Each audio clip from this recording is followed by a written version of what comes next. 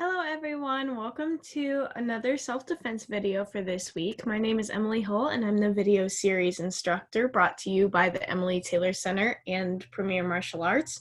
Today we're going to be going over some principles of Krav Maga. Last week when we were learning our wrist grabs, we started going into some of this stuff, but I really wanted to dedicate an entire video to it and emphasize that this is why Krav Maga works. It's a principle-based system. If we focus too much on specific techniques and things of that sort, then we're going to lose focus of protecting ourselves and instead be focusing on all of those rules. Remember, Krav Maga only has one rule: to go home safe. We do whatever it takes to go home safe, and usually that is by following these principles.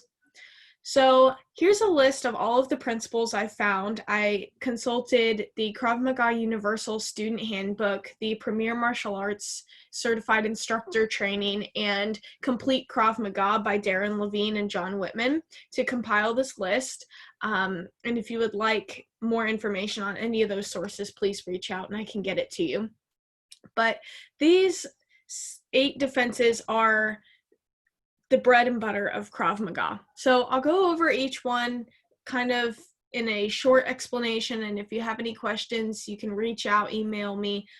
Today is really just to expose you to all of these principles here and just letting you know that they exist, and this is why Krav is a successful form of self-protection.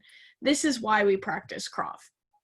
So first, defenses should target vulnerable points on the opponent's body. This seems self-explanatory, but if you look into other martial arts systems, more traditional martial arts, sometimes you're seeing things that go for the knee or things that go for the wrist or joint manipulation. And while those are vulnerable points, Krav focuses more on, like the groin for pain compliance or hitting them in the head to reset their internal thought process. Those are more vulnerable points, and so we make a point to focus on those rather than other manipulations that take more time. Second, defenses should neutralize the threat as quickly as possible to go home safe. The longer you're in a life-threatening scenario is the longer that something bad could go wrong, So other people could join in, either for or against you. That happens. People see self-defense situations going on, and they decide to join the wrong side. We don't want that to happen. We don't want to trip and fall on the ground, and now we're in an even worse position. We don't want to stay in this scenario because that's more chance that we could get tired or something that could go wrong. So we want to go home safe. So we want to get rid of the threat as quickly as possible. If that means de-escalating and releasing the tension and talking it out, then so be it, if we can do that safely. If that means preemptively striking and ending the situation before it even starts, before they have a chance to even put their hands on us, then that would be neutralizing the threat as quickly as possible. If that is after contact occurs, we're fighting for our life and we are trying our absolute best to end the threat and incapacitate them to the point where we can escape safely, then that's neutralizing the threat. But our goal is to do it as quickly as possible so we can remove ourselves from the situation and go home safe. Third, defenses should be based on instinctual responses. As we've learned through studying trained responses versus instinctual responses are always going to be faster biologically. That's just how they work. It's ingrained into our biological systems. If somebody throws a ball at you, you're likely going to bring your hands up to your face to protect your face, right? Or to catch it. Therefore, if somebody throws a punch at us, our defense is going to be bringing our hands up and using that instinctual response to effectively end that threat.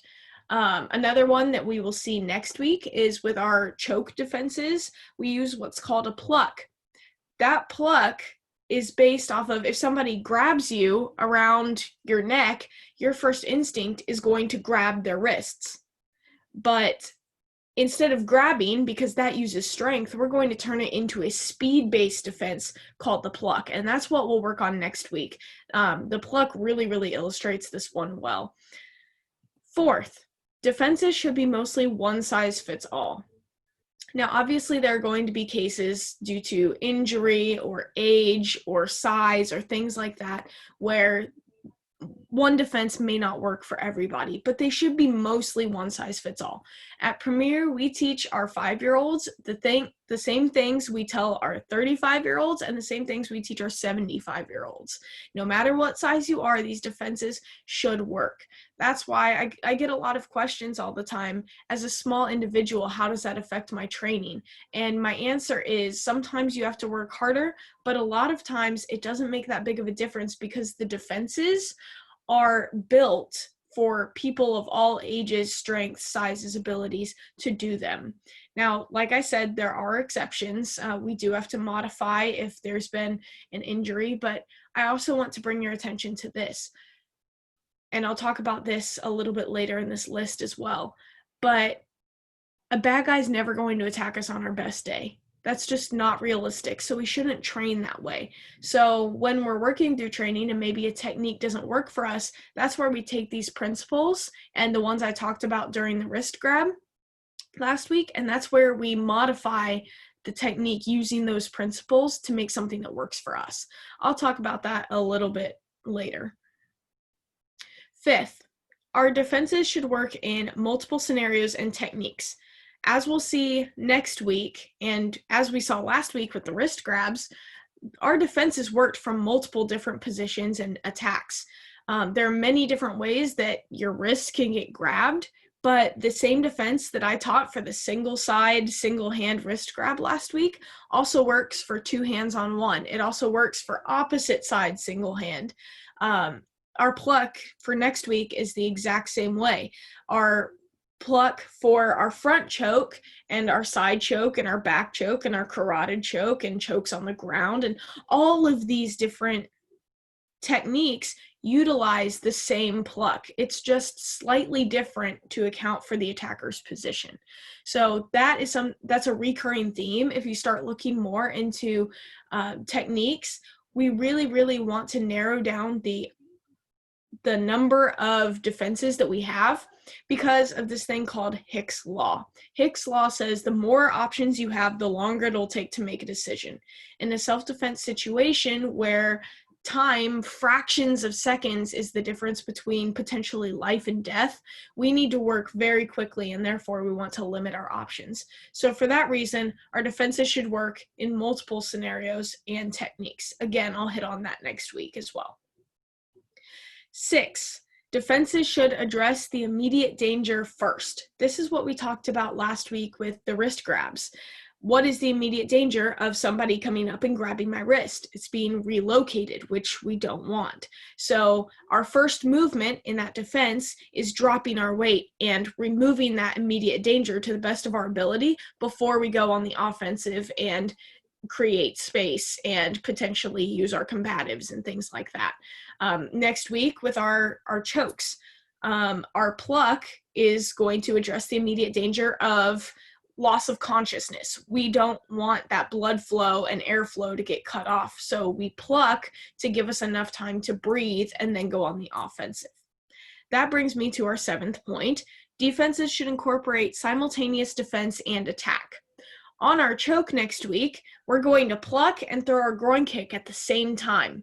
That's taking control immediately back into our hands.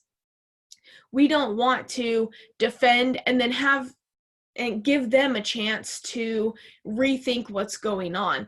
We want to react to the threat. We want to defend and attack at the same time to immediately shift that switch of power. And again, I'll talk about that more next week, but that's something that, again, you'll see in almost every Krav defense. As much as possible, there's a simultaneous defense and attack or near simultaneous. On some of them, like the wrist grab, this isn't really prominent, but in other techniques, it's very, very common for this to be a part of them. And then last, but certainly not least, this is one of the most important ones. Our defenses should be trained from a position of disadvantage. This is what I was talking about earlier with the one size fits all. This is compounding disadvantage. So on the base level, assuming we are athletic, we're strong, we're bigger than our opponent, our defenses should be trained from a position of disadvantage. A lot of times this means we're already in this situation. We're not acting preemptively, but contact has already been made and we are now fighting from that position of disadvantage. They had the advantage of surprise on us, or we're already partially restrained. The one size fits all problem, if there are exceptions to that, adds on to that disadvantage. So if you have a bad knee, you know that you probably can't run as fast as the opponent. So at that point, you know that you need to potentially incapacitate them more than the average person to make sure that you can get away safely. Or if you're a smaller individual like me, I'm already working from a position of disadvantage most times because the people I work with in training are much larger and much stronger than I am. So all of these together kind of create this really, really bad scenario. If I've got a 250-pound, 6-foot-tall guy attacking me, that's already disadvantage for me. But if he's already grabbing my wrist, if he's already pulling my hair, then that's just compounding that disadvantage. So a lot of times when we train, you'll see these interesting twists thrown into our stress drills. I know we haven't gone over a lot of stress drills because, especially doing it by yourself, I mean, there's not really any way that you can do that. But I will start to maybe incorporate some ideas in our self-defense that we can start to maybe work on those techniques in a more like critical scenario, like how to practice your chokes with people. And so I'll talk about that a lot next week, but all of this position of disadvantage, we can create those as well. Me going up against a bigger guy is kind of already a thing, and them already having contact is kind of artificially created. But let's say I have my right arm tied to my body and I can't use it. I'm right hand dominant, and my defense takes two hands. So how am I going to be able to use my left hand only to do a two-hand attack? So we can kind of create those artificially in training. And I do want to caution you, if you try any of these things, please, please, please be careful. We don't want anyone to get hurt. If you have an idea for a drill, maybe email me, pass it by me first. And that goes for all questions, comments, and suggestions as well. Please send me an email. I love hearing from all the people watching my videos. I think it's really great to build a community around the techniques that we're learning. I really, really hope you did enjoy this video today over the principles. It's something very unique about Krav Maga that we have these principles that are kind of in the forefront of our training. We don't base off of completely technique. Our mindset and how we're thinking of the situation and our tactics, like what can we do that's kind of sneaky and smart to avoid this situation. Those are all very, very important. And our technique comes third. So using these principles helps take emphasis off our technique, helps to keep us from getting in our head about self-defense and making sure that we're focusing on protecting ourselves.